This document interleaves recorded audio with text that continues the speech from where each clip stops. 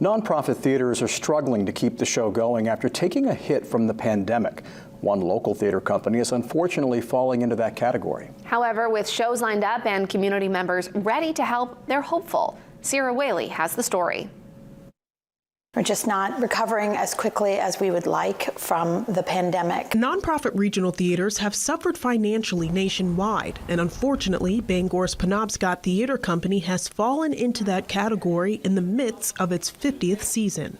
The budget shortfall is about $200,000. That's Jen Shepard, executive director of the theater company. She said the financial hardship has forced them to make hard decisions, like cutting the budget of their current show, Mr. Burns, a post-electric play, by $17,000. We cut a main stage show, although our subscribers are still being offered a selection of 5 shows as a part of their subscription.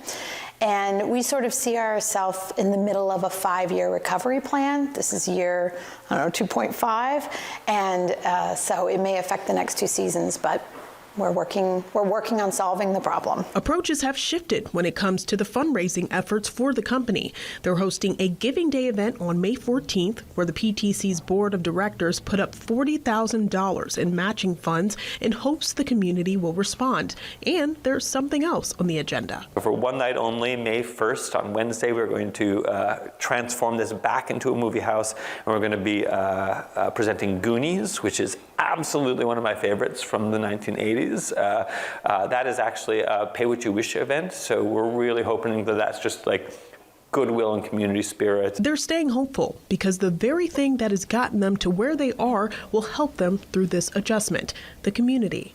Not many communities have a theater of this size that is also a professional theater, so it's really special, and I know the community will rally to us. Sierra Whaley, WABI TV5 News, Bangor. For more information on fundraising efforts and how you can help, head to our website.